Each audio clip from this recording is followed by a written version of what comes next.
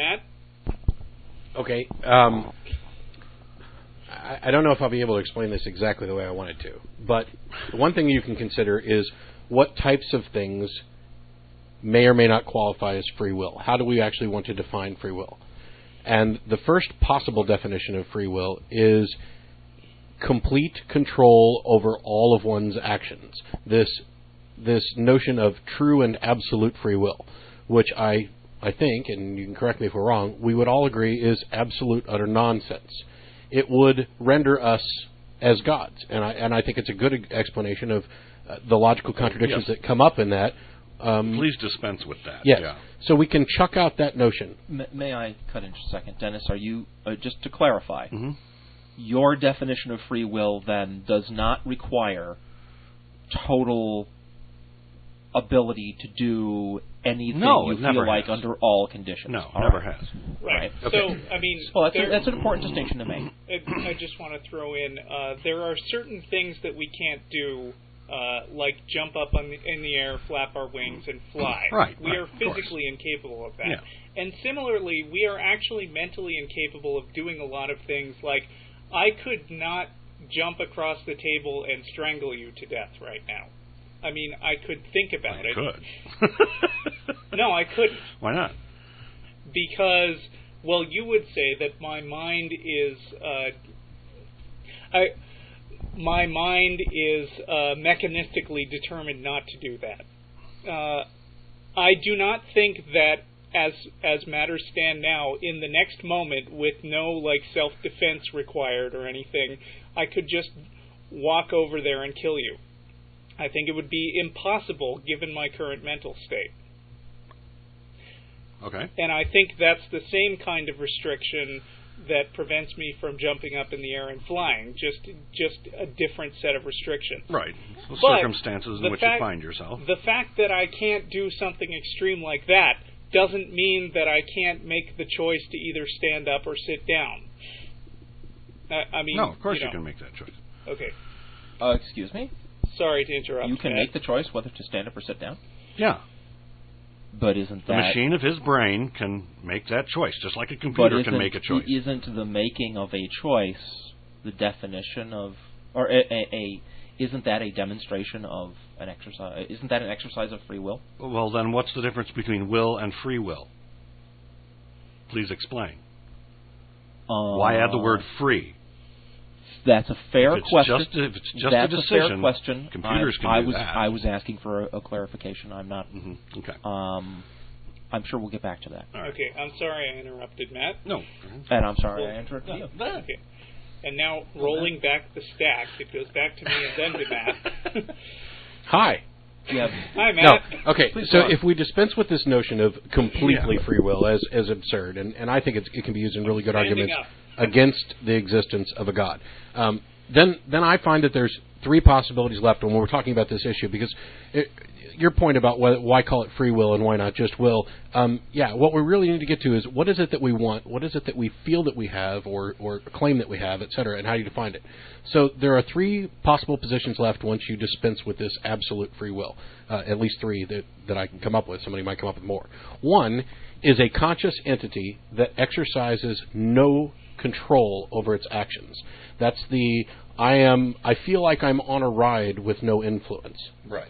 I think we can probably dispense with that because I don't know that any of us actually feel that way. Although there is a case, for example, that maybe some schizophrenics and other mental disorders might be in a similar position, where they're a passenger going along for the ride. Things are beyond their control. So that leaves two left. One, that there's a consciousness with some control. We'll just go ahead and say the maximum amount of influence and control over decisions that can be allowed within the restrictions. Given the restrictions.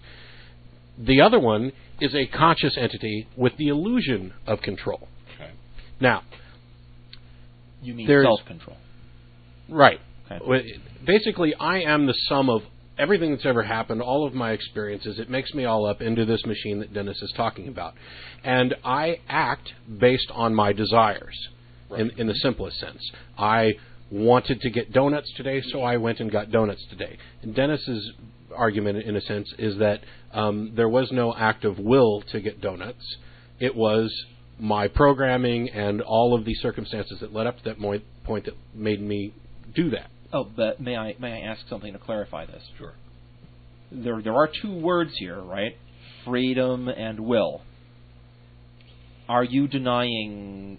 which one are you denying, or is it both, Dennis? Is it that we don't have will, or is it that we have will but it's not free? We have will, but it's not free. Okay. Well, then, in that case, I think we're pretty much all in agreement. Oh, no. In any case, all right, what I got it to was 2 points. There's a consciousness that does actually exercise control, and a consciousness that has the illusion of exercising control. Right. And one of my main points is that there's absolutely no way for the observer to distinguish between those two. In much the same way that when we're talking about reality, I know that I exist. I have no way of distinguishing whether or not the reality I experience is in fact a true reality or an illusion presented me, like the new evil demon scenario. Yeah. And I find free will to be much the same issue. I have no way of distinguishing between this feeling that I'm exercising control over my life, whether that I actually am, or whether this is illusion presented me self-reinforcing.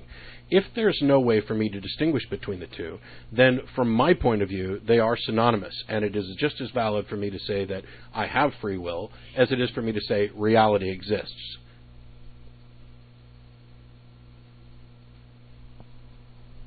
Well, it's utilitarian, yes.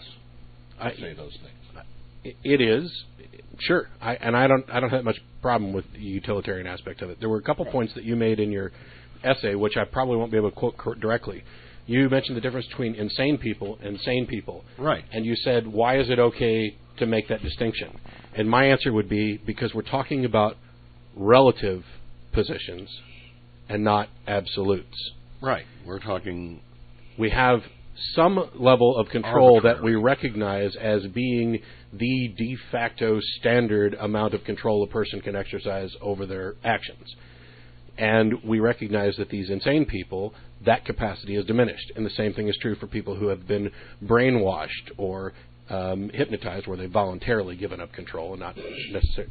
All of those, they're factors that influence it. And what we do is we look at it and we say, there's this de facto standard of a level of free will that we exercise, not absolute free will, but control that we experience and have over the decisions we make. So it's okay to draw the distinction because we're talking about a will that is less free than what we define as the norm. Are they less free? I'd like to say something else about picking between choices, but maybe we're not giving Dennis enough time. Or are they I wouldn't call them less free. Who are you talking about now? The mental people. Patients? Yeah. I'm not clear then. I was going to ask that myself. What is the relevance of bringing up mentally ill people? Well, since free will the purpose of it seems to be assign responsibility, credit and blame, and we don't assign credit and blame to insane people because they can't help the way they act. But we do. We did put them in an asylum. Isn't it true that, in fact, we don't hold them to blame for what they do? But hold on. But we say they're insane. There is a sense in which you're right. We don't talk about it the same way.